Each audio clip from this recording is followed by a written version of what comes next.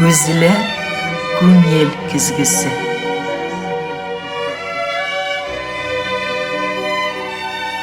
Көзілі fikir yüzağına söz aşkışı. Canlı söylem, ihlas aralaşıp, көзге көз қарашып тапшыруында. Келешекке тәрізелеріні ашып қойған вақытта бұрылып қарай тұрған яқтан ишіклер ябарға дилер. Әйе, ишіклерні япмай қалдырып тәрізелер ашсан, ортадағы болғанлықны жел әйләндіріп алып шығып кетуі мүмкін. Әнә шушы халәтні сақлап, мен ишіклерні яптым һәм экран тәрізелерін сіз болған яққа ашық деп қоям. Яқынырақ келегіз, көзге көз қарашып тапшыруның шираттағы шығарылышын тәқдим етем мен, аның авторы һәм алып барушысы Зифа Нагаева. Қонағыма һәм сізге хәйірлі сәғатті деп үндәшәм. Мәшәқәттәрегізні қалдырығыз, әңгәмә бик қызықлы болашақ. Әйе, зор сәнғат күгінде өз юлын болдырған.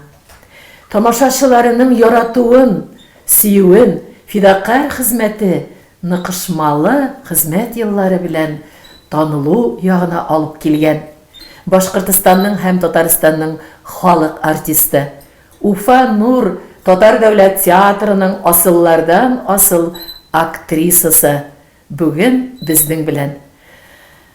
Сәлам юлладым, Резидә.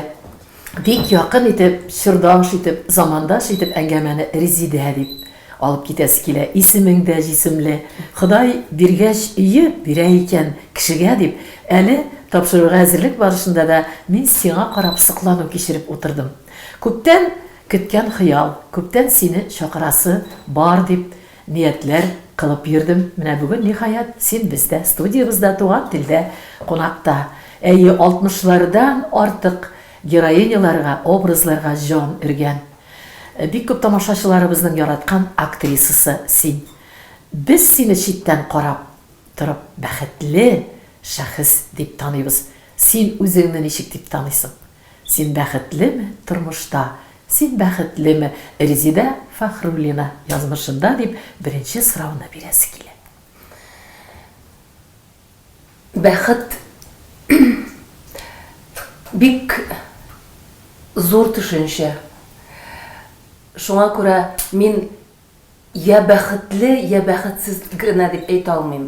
Әлбәттә, минем бәхетле көннәрем бик күп, бәхетле мизгелләрем дә бик күп. Әмма алар янында йөргән борчулы көннәрем дә бар. Әлбәттә, без бит җир кешеләре.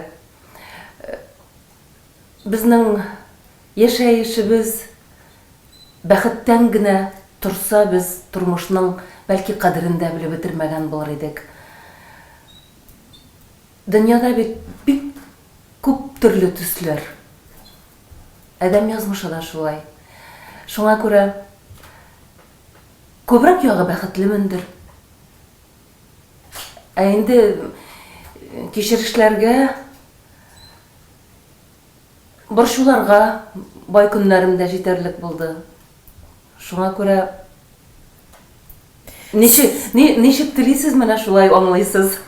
Сәхнәнең бар пәрдә арты ягы, сәхнәнең бар пәрдә алды ягы. Пәрдә алды ягында без һәр вакытта тулайым дөрес яшәгән.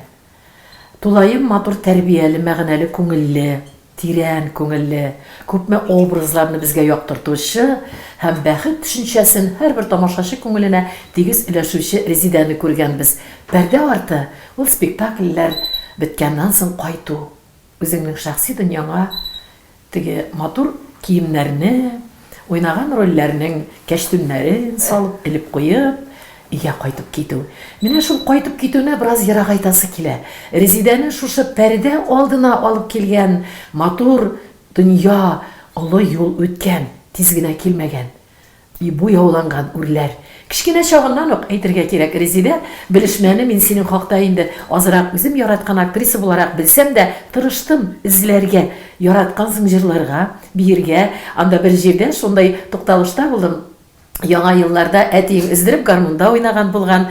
Хәтта авыл халкын сез атларга утырып матур итеп котлап йөргәндә сине җырлата торган булганнар, бүләкли торган булганнар. Шул вакытта артистланыбрак йөргән вакыт булган һәм син шуны ниндидер матбугат басмаларында шул кичерешләреңне һаман сагынам дип язгансың. Син үскән гаиләгә кайтыйк әле. Гали колхозчы, матур тәрбия алынган, шунда әтиң гармунчы, нефтчидә булып эшләгән ул. Нигездә инде 5 бала арасында беренче бала булып тугансың. Нишләптер син генә шушы актерлык юлыннан, сәнгать юлыннан киткәнсең, башкалар китмәгән. Хәтта беләсезме, Резидәне бәләки чакта кем дип йөрткәннәр? Ак булки дип йөрткәннәр. Ни өчен икән? Әнә кайтыр төштә ансында сорашырбыз. Әйдә безне алып кит әле шул якларга. Хатирәләреңне барла, бала чакларны, кайсы төшләре чынлап та синең актерлык юлына нигез салган матур көннәр белән бәйле икән. Нишләп менә шуны акбулки дип йөрткәннәрдер инде, менә шуны сорарга онытканмын. Хәзер сорар кеше дә калмады бит инде. Әмма ләкин туганнарымның яратып мине акбулки дип, мин бик оппак чәчле, ябык кына шундый бала булганмын. Нишләп булки булганмындыр инде. Резидә булки бит әле ул вакытта ул иң тәмле калаш шәһәрдән кайта торган. Тәмле апа булгансың инде. Туганнарым арасында шулай барысы да акбулки дип йөртә торганнар иде. Әлбәттә мин шул җырга, сәнгатькә гашыйк кешеләр арасында үстем. Әлбәттә һәр вакытта җыр безнең теге гаиләнең бер мөхитендә үстем, әйе. Шуңа күрә нинди яңа җырлар өйрәнеп кайта, әтием һәр вакытта ул өйдә җырлый торган иде. Әнием белән бергәләшеп өйрәнә торганнар иде. Әлбәттә инде ул җырлар колак төбендә калган, менә колакта яңгырап тора ул җырлар. Үсә килгәч, күпмедер яшькә җиткәч, мин гел уйлыйм, нишләп соң мин бу җырларны каян беләм дим. Алар миңа бала чактан ук сеңеп калган булганнар. Ул милизмнары да, халык җырлары да, хәзер инде ул ретро җырларга әйләнеп барган җырларда барысы да колак төбендә. Бәлки мине менә шулай итеп җырларга кирәк дип өйрәтеп тә утырмаганнар бит инде. Алар үзеннән үзе колакка салынып, менә күңелдә шулай ятып калганнар ул җырлар. Әтием шул тиклем өздереп Саратский гармунда уйный иде. Нейле, бар бит кыңгыраулар, шылдырап тора, шыңгырап тора. Колак төбендә әле дә шыңлап торалар. Һәм шунда басып, Резидә беренче артист булып кылангандагы җырлары "Кояш гомере телим мин, әнием сиңа". Без бу этапны барыбыз да үттек шул кешеләр. Әйе, ул инде 8 мартка хатын-кызлар әниләргә багышланган бәйрәмдә җырланылган җыр булган иде. Мин аны үзем бик хәтерләмим. Беренче класста укыган булганмынмы, шул җырны басып җырлаганмын. Аларны миңа карт инәем, әниемнәрдән сөйләгәннәре буенча исемдә калган. Мин шул тиклем уялчан идем. Мин бөтенләй генә дә кыюлыгым юк иде. Ничек мин сәхнә, бәлки менә шул кыюлыгым булмаганлыкны, ниндидер шул барьерны алыр өчен сәнгать ягына киттем микән дип тә уйлыйм. Бигрәк тә сорыйсы килә Резидә менә 5 бала арасыннан, нишләптер син җыр юлын сайлап бит инде башта училище искусствка килгәнсең, әйме? Аннары 3нче курстан син актерлык юлын ныклап сайлап институтка, сәнгать институтына, сәнгать училищесыннан күчү булган бит инде. Бер туганыңда башкасы андый юлны нишләптер сайламаганнар? Нишләптер шулай булып чыкты шул менә. Миннән соңгы сеңлемнең тавышы ис китмәле иде ул. Ул заводта эшләп йөрде. Динамога каршы менә завод бар бит әле. Шунда эшләп йөргәндә үзешчән сәнгать түгәрәгенә йөрде. Ис киткеч иде тавышы. Нишләп апа мин шунда укырга бармадым икән ди. Белмим инде. Башка энекәшләрем, сеңлеләрем дә барысы да тавышлылар, җырлыйлар, бийләр. Ул яктан теге аларны да Аллаһ Тәгалә кырылатып узмаган. Һәрберсендә талант бар, әмма ләкин тормыш аларны үз юллары белән алып киткән инде менә. Һәм әйтәсе килә, ниндидер вакыт аралыгында син җырчы булырга теләгең булган. Аннан инде син ныклап үзеңдә тойгансың актерлык сәләтен. Җырчы булырга тиеш түгел идем бит мин. Мин бит сәнгать училищесына Фидан абыйлар, Нурия апаларның биографияларын Театр укып, бүлегенә килдең. театр бүлегенә килдем дип килдем бит. Аннары вокал бүлегенә. Аннан инде театр бүлеге булмаганлыктан үземнең кыюлыгым, әлеге дә баягы кыюлыгым җитмәгәнлектән ул елны сәнгать институтына да набор булган. Мин барырга башыма да килмәде. Килгәнмен икән, менә шунда укырга керәм дип. Шуннан инде вокал бүлегенә укырга кирип киттем, алдылар нишләптер. Нишләптер дип бит әле ул. Шулкадәр төрле яктан килгән кызны нишләптер, әлдә генә нишләптер кайтарып җибәрмәгәннәр. Каян менә шундый. Ул инде зур авылда не килгәч, укырга шакыру килгәч, ниндидер улы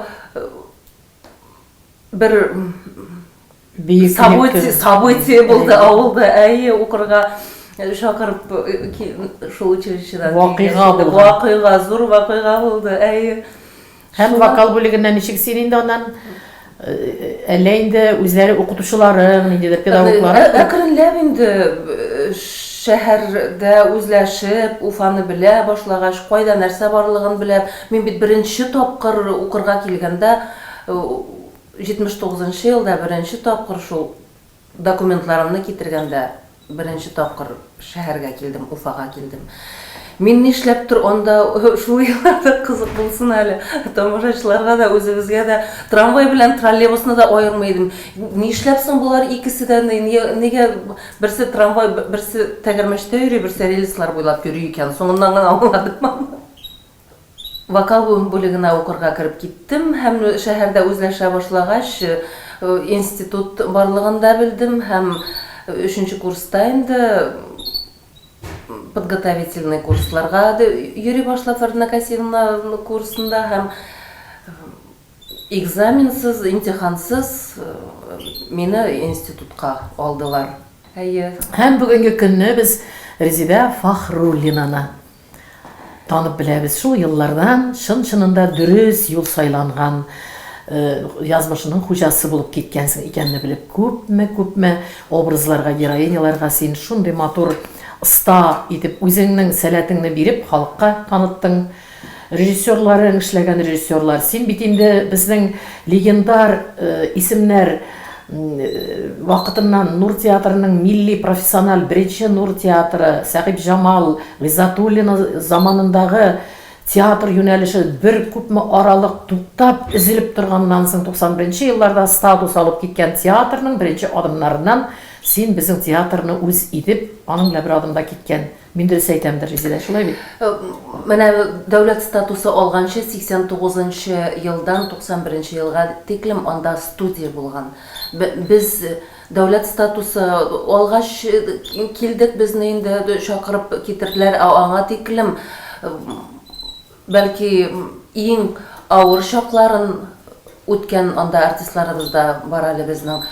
Шул ук Марат абый Исхаков, безнең Абылхайыр Касым улы, Әсәфиуллиннар, ул режиссер булып эшләгән вакытта. Син Башкорт дәүләт академия драма театрында да шак-шак эшләп алгансың, шулаймы? Шакта түгел, минем өчен ул бик матур еллар булды. Мин беренче адымнарымны Мәҗит Гафури исемендәге Башкорт академия драма театрында башлап киткән, сукмакларым анда башланды минем профессиональ адымнарым.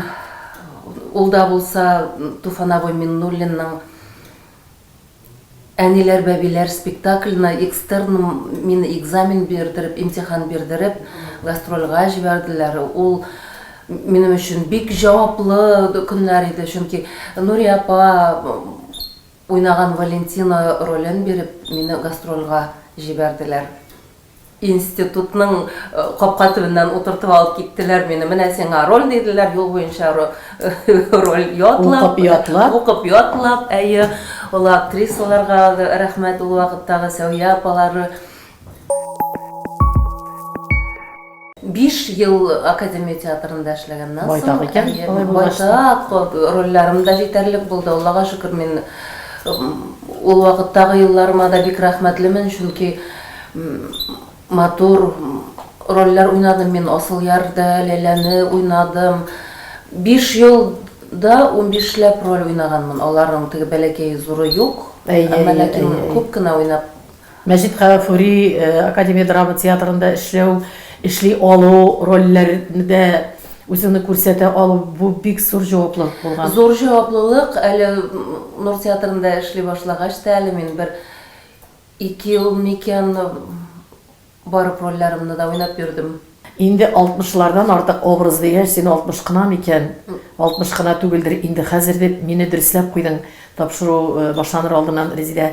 Ул героиняларның һәрберсен син үзеңнең җаның аша үткәреп, син үзеңнең холык-фигылеңнең кайсы җирләрен тәңгәл итәргә тырышып, үзгәреп, хәтта мин әле буклетлар карап утырганда да син ничәдер яшьтә, яшьрәк чакта уйнагансың улрак буын вәкилен. Спектакльдә миңа күрсәтәсең менә шунча гына яшь иде, ә йөзеңдә синең шул образның яше чагыла. Үзең әйтмеши, күңелеңдәге булган бөтен мәгънәне үзең Резидәне яшереп куеп, әлеге Резидәне, яшь Резидәне бу Резидә халәтенә керер өчен хәтта карашыңны үзгәртү, энергетикаң башкача, икенче төрле. Менә димәк, һәрберсе белән син яшәгәнсең, һәрберсен син шул язмышлар сине кайдадыр озатып йөргән. Кайсы рольләрен, кайбер вакыт сораулар бирәләр журналистлар. Мин базнат итмим, сиңа шундый сорау биргән. Кайсы рольләрне син якын күрдең, кайсы рольне үз иттең? Ничектер мин бирә алмыйм сиңа бу сорауны. Миңа калса, кичкенәсеннән алып, төп рольләренә кадәр синекеләр алар. Синең аша үтә торган, йөрәк аша. Йөрәк аша үтә торган. Шулай да һәрберсе үзенчәлекле булган рольләрдә язмышың белән бәйләп карасак бүген. Язмышыңның уйнаган кебек уйнаган рольләрең булдымы? Әллә инде син уйнаган рольләрдә язмышың соңдан ушап киткәннәр бәлки булдымы? Менә үземнең язмышымны гына уйнадым дип әйтә алмыйм, әмма ләкин үземне менә шул героиняларымның язмышына куеп уйнарга туры килгәннәре бик күп булды. Әйе, үземнең бөтен кичерешләремне, уй фикерләремне шул героиня образына кертеп уйнарга да туры килгәннәре булды. Әнием бу якты дөньядан киткәч, миңа режиссерыбыз бер повесть бирде. Шул ул да булса Аяз Галәжевнең «Өч аршын җир» повесты булды ул. Мин ул кичкенә повестьны бер 2 көн укыдым. Ул шул тиклем әле генә күңелдәге әниемне югалткан вакытлар, шул тиклем ул яраны тетрәндерде, ярамны ачты. Ә ул андагы героиня менә әниемнең язмышы. Язмышы түгел, әниемнең холкы, әниемнең уй фикерләре, әниемнең кешегә булган карашлары, мөнәсәбәтләре менә ярылып ята. Әлбәттә инде ул ролемне, ул «Өч аршын җирдәге» минем Шәмсигаяным булды. Әниемнең якты истәлегенә багышлап эшләдем инде мин ул ролемне. Резидәне тагын да бер тапкыр әнисе холкын чагылдырган чагында күрәсе килә. Бергә бәлки карарга туры килер сезнең белән спектакльне.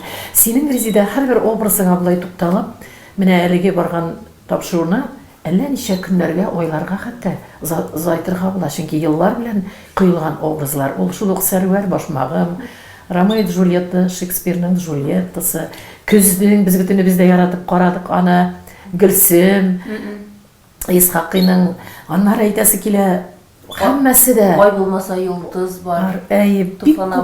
Бик күпләр матур спектакльләрдә уйнадың. Һәм инде сиңа бик шатлыклы матур гомерләр килде режиссерлар белән эшләргә. Син Бикшәнтаевлар заман кешесе, син Исрафиловлар, син Леквалеевлар, Сафиуллиннар, легендар шәхесләр кул астында уйнаган рольләрен белән бай булдың. Шулай бит? Аллаһа шөкер. Һәрберсенә әйтер сүзләрем бардыр, ләкин режиссер дигәндә синең өчен режиссер беренче чиратта кем булды ул?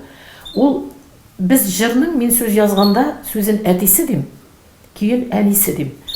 Ә мин уйлаганым бар, режиссерны кем дип әйтергә була, әгәр дә социаль тормышка күчерсәк, Резидә өчен уйнарга килә ул спектакль белән Нур театры, һәм анда режиссер.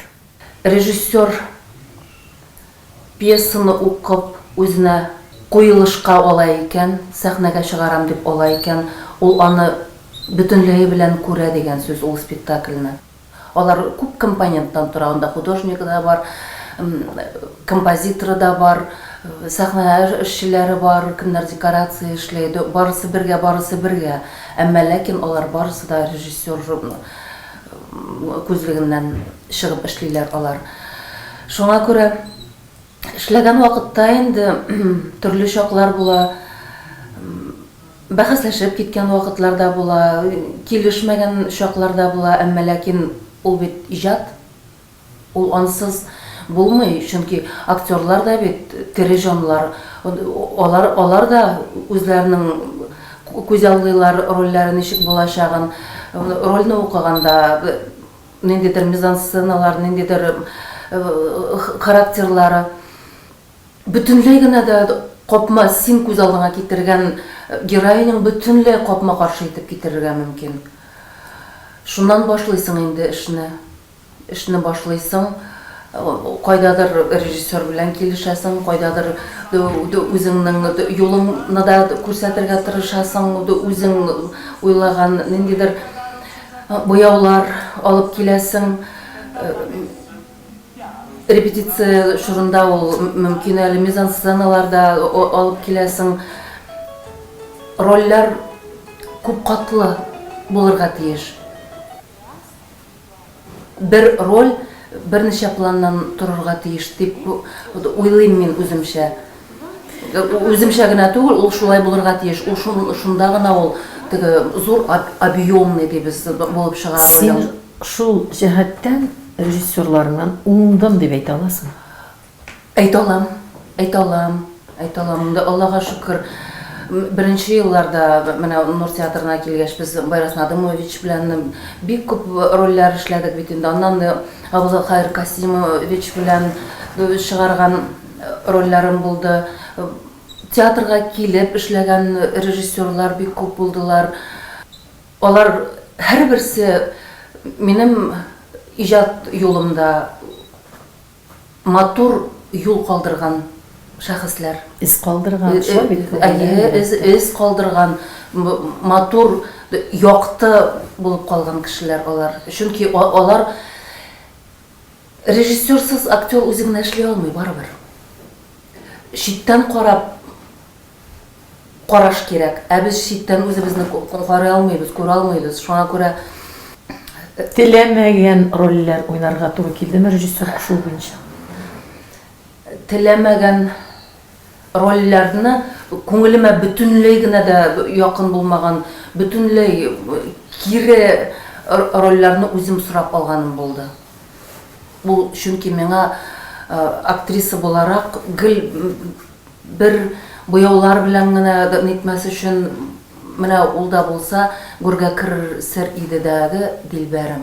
Сине без драма актрисасы, лирик героиняларның кешесе дип күбрәк беләбез, күбрәк таныганбыз. Һәм инде искитмәле бер вакыйга дип әйтсәң дә була, синең 25 еллык бенефиста син трактирщицаны уйнап хайран иткән чак булган. Шулай бит, син инде анда комик образда, комедия халәтенә кирип уйнаган ролең хакында да. Ничек син? Әле син шул рольгә бераз кирип тә киткән булып бардың. Син теге Резидә күлмәгеннән чыгып, елмаеп җибәргән идең, синең менә буклетларда шул киемдә торган чагың инде үзеңне икенче яклап табу теләге булдымы? Әллә синдә күрделәрме? Режиссерлар бу менә эшли аласың син моны дип. Режиссер аны миңа тәкъдим итте. Ул Алекс Кивко деген режиссер килеп эшләп торган режиссер, ул шул пьесаны тәкъдим итте. Башыма да кергән түгел. Мин аптырап та калдым. Мирандалина әйләндереп җибәрде. Мирандалина. Ул яшьтә мин уйный алырмынмы дигән шундыйрак. Әлбәттә сораулар туды. Һәм инде Үзем дә ул вакытта шаянлык беткән бетми бит ул хатын-кызда бездә. Бетми. Гел кай вакытта теге бер төрле лирик героиняларга, неләргә, драматик рольләргә өйрәнеп киткән кешеләр өчен аптыраштар калдыргандыр, әмма ләкин минем өчен ул шундый шатлыклы булды. Шатлыклы итеп эшли башладык, матур итеп эшли башладык. Хәзер спектакльнең чыгар вакыты җитте. Спектакльне без һәр вакыт худсоветка сдав әйтәбез бит инде. Сдача көне килеп җитте. Мин шаблап йөрим, юбилей үткәрәм бит инде. Менә бу буклетлар чыгарабыз. Анда күп бит инде ул юбилей үткәргәндә үзенең эшләре. Шуннан спектакльне чыгарырга кирәк. Үзем туям инде, нәрсәседер җитеп бетмәй. Каядыр нәрсәседер барып җитмәгән ролемнең. Шуннан сдача булды. Барысын да мактадылар. иң төп героиня спектакль. Шулай да була ул тормышта. Андый шакларында үткән. Комик образга шынчыллап кергән булып чыккансың бит. Нык кергәнмен, мин анда шаярдым, ниттем. Ә бит аның үзенә күрә юлы бар. Пьеса буенча язылган. Шунда Дина Гатоевна рәхмәт инде аңа. Бер генә сорау җитте миңа. Но бит ул минем юбилеема әзерләнгән спектакль.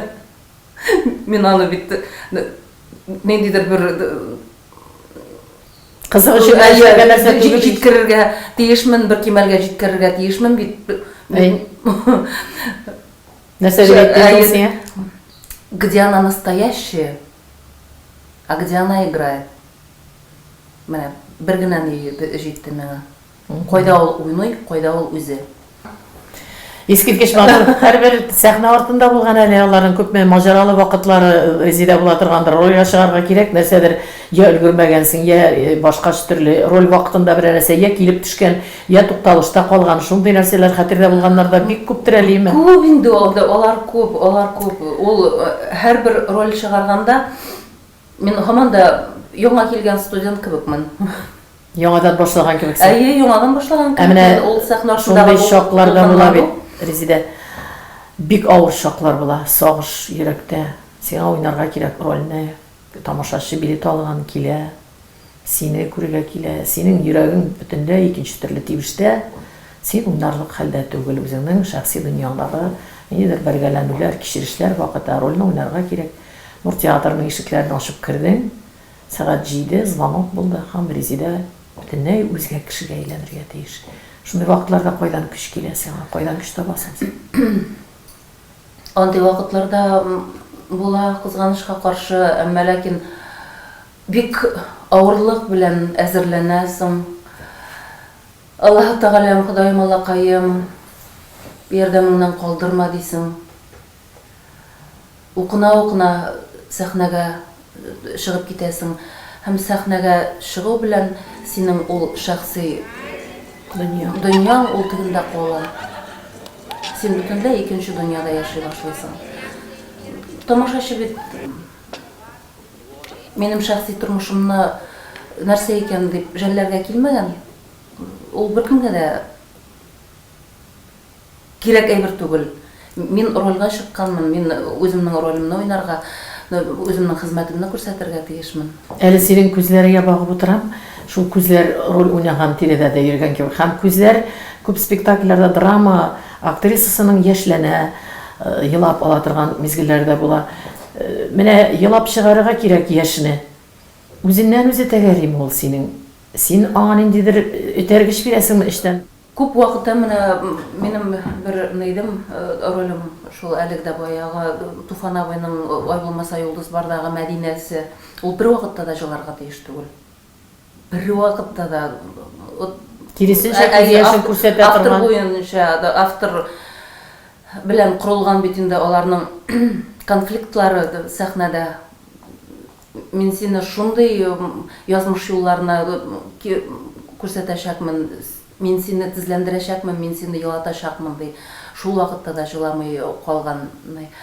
Әлбәттә инде шак кына күземнән атылып яшь чыкмый калган вакытлар булды. Әлбәттә, әйе, анда Күңелең белән тулышкансың, ярамый. Да, әйе, шулай булды, шундый вакытлар булды. Әмма ләкин ул елау бит ул туса туа, тумаса аны күз яшьләре сездә бит күрсәтеп була, әйе. Әгәр дә күңелеңдә ышангансың икән, әгәр дә син аны ул күз яшьләрен йотып җибәргәнсең икән, анда Син тормышта үзеңне жәлләгән вакытта күз яшен чыгарасыңмы, күз яшен чыгармыйла жәллисеңме син? Жәл булабыз бит кайбер вакыт үзебезнең алда менә бераз көчсез буласы килә, жәл булып китәбез. Мин кай вакыт мин аны кайдадыр әйткәнем дә бар. Әгәр дә мин тормышта җыламый башлыйм икән, мин курка башлыйм. Чөнки катасың, җыела, катасың, хатын кызга, бигрәк тә актрисага Вакыт ней булырга кирәк, гибки дибез бит әле, әйе, шуңа күрә ул катып калу кирәкми. Беркем дә күрмәгәндә утырып фәһем ала торган минутлар да бар, кызлар, колакларга салып куегыз. Чынлап та сакланып утырам, Резидә. Тормыш, язмыш, театр гына түгел, сәнгать кенә түгел. Ул синең дә бара. Синең төп юлың сайлаган актерлык кына түгел. Син әни, синең менә дигән Вадимың улың үскән. Театр җегете бит инде ул, театрлы әни булгач име. Ләкин театр юлынан китмәгән, программист, инженер булып матур итеп эшләп йөрисеңдерәк. Киленең бар, Айгөл. Көнне 2 оныгыңа нәнәйсең.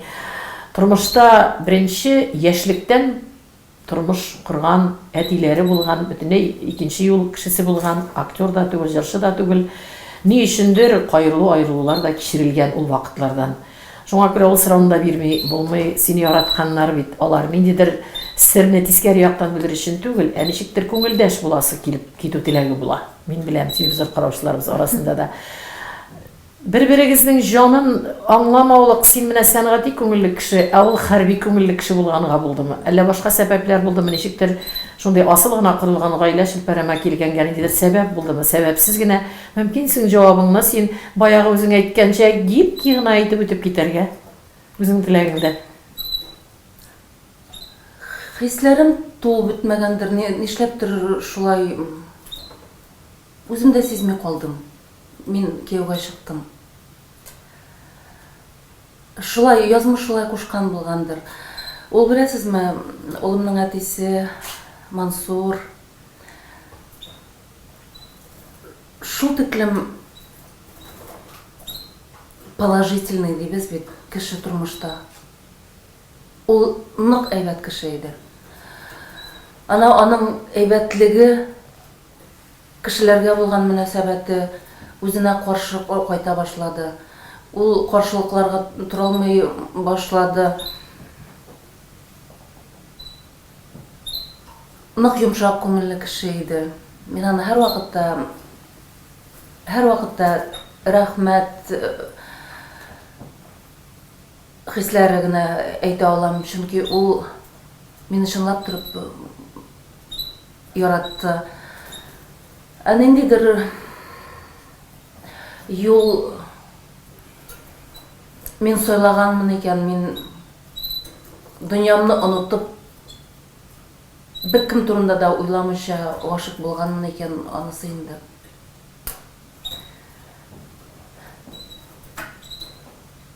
Шулай язмыш кушкан булгандыр, күрәсең.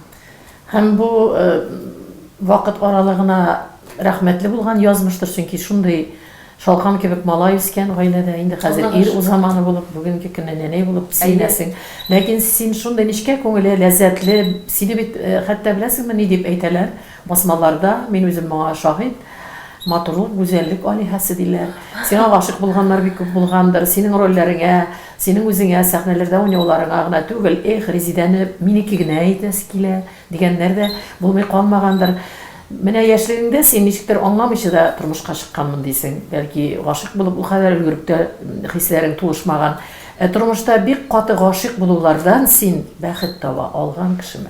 Әллә син аннан яралар гына алып калган җанмы? Әрнүләр генә калдырган сөю мәхәббәтме? Мин шул хисне татып караган кеше. Мин мәхәббәтнең нәрсә икәнен беләм дип әйткән кеше.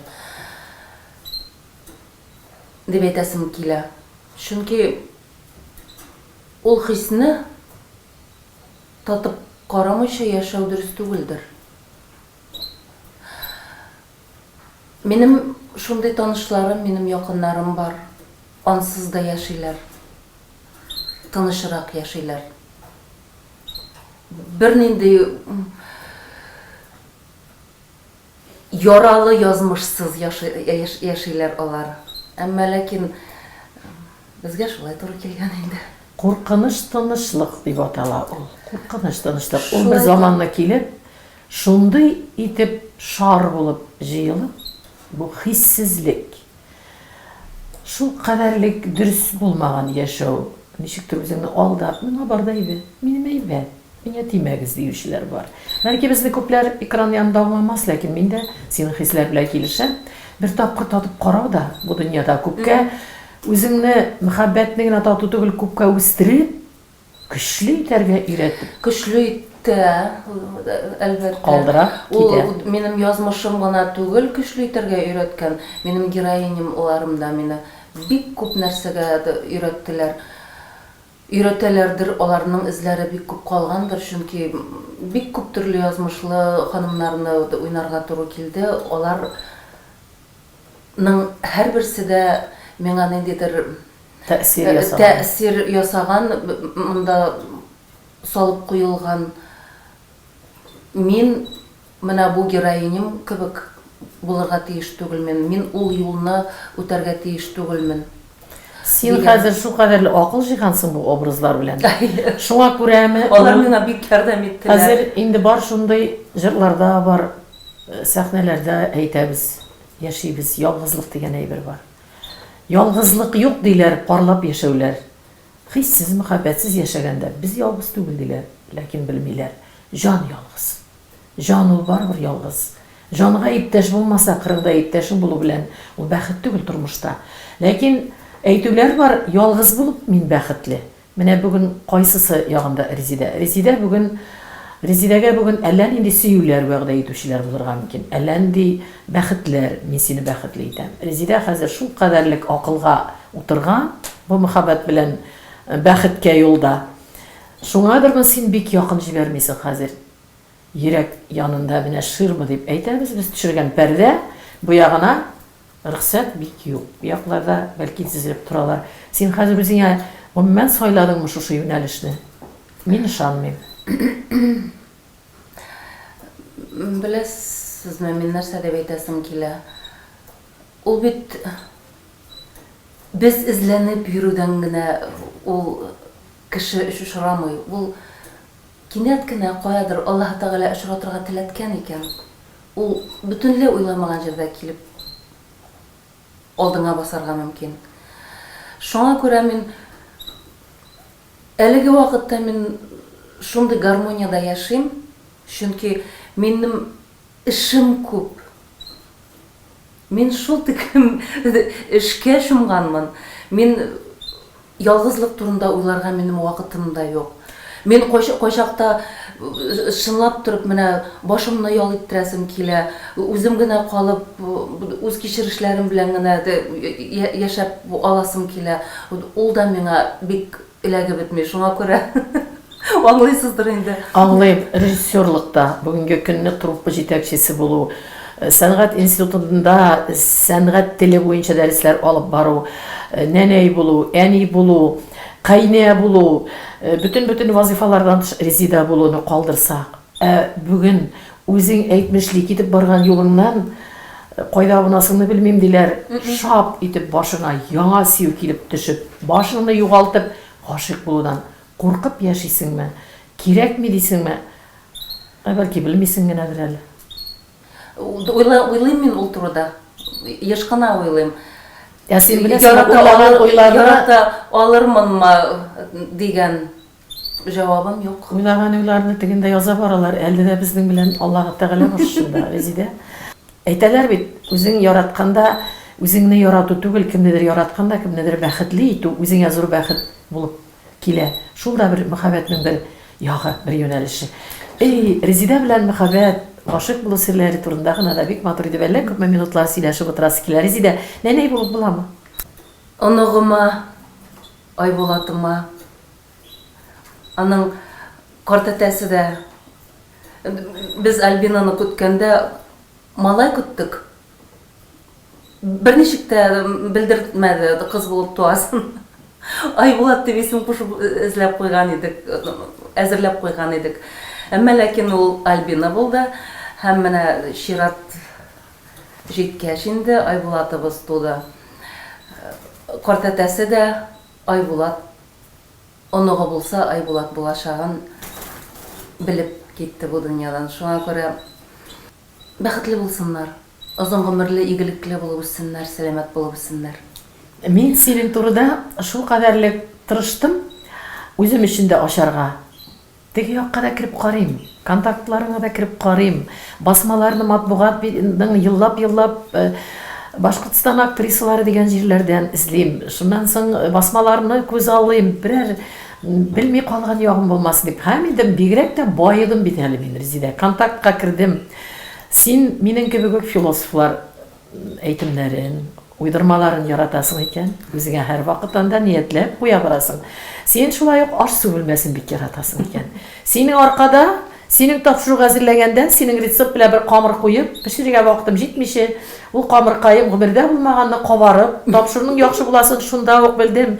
Башта булай гына холодильникка тыктым, аннары Резидәдән соң Резидә камыры дип исем куштым. Һәм инде морозильникка тыгып куйдым, синнән соң иртәгәләргә балаларыма камыр ашыңнан синең рецепт белән тәмле итеп пешереп ашатырмын. Менә әйтмик әле, нинди камыр рецепт икән Резидәнеке дисәләр, контактка Резидә Фахруллинага кирип карагыз әле. Шундай аш-су устасысыңдыр, яратасыңдыр, җылы итеп әзерләргә вакытың булмаса да шулай дип уйладым, дөресме? Бик ярата идем. Менә соңгы 3 елда бөтен йортның эше, балалар белән киленемә торып калды. Менә шынлап торып әйтәм. Вакытым юк, шуңа күрә кертеп куям. Бәлки вакытым булганда, әмма ләкин аны тиз генә киленем керә дә мин эшләгәнче ул эшләп куя. Ләкин килен дә шул кайнат туфрагыннан ярала диләр. Шуңа күрә әйтәсем килә, менә вакыт юклыгы шуннан сизелә микән? Әллә үзен шул кадәрле кискен шул рамкаларда тота микән? Сез аның гәүдә кыяфәтенә карагыз, сез аның нәзиблеклегенә карагыз. Сез аның инде аның сәхнәләрдән беләсез Резидәне. Резидә бу фигураны тотар өчен дә бит әле Фахруллинны ясап сәхнәгә чыгарга күпме тырышлык кирәк. Әнә теге куйган камырларны бит өтәребрәк куярга кирәк. Тәмле майларны, жирларны. Ниндидер рамкаларга куям дип нитмим мин, ниндидер диеталарда утырып, юк бер вакытта да. Минем аңа вакытым да юк. Теләгем дә булмады.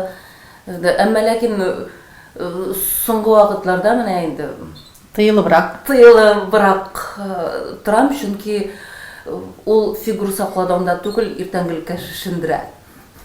Менә бит тагын бер фәһем алдык.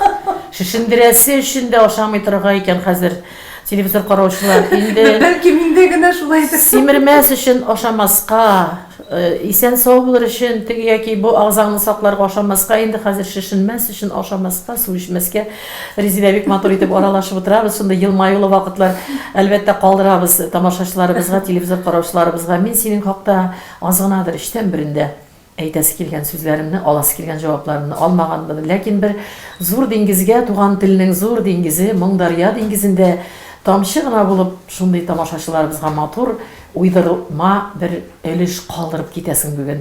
Син киләчәктәге без яраткан тамашачыларыбыз яраткан Резидәгә ниләр вәгъдә итәсең, ни дип дәшәсең алдагы Резидәгә?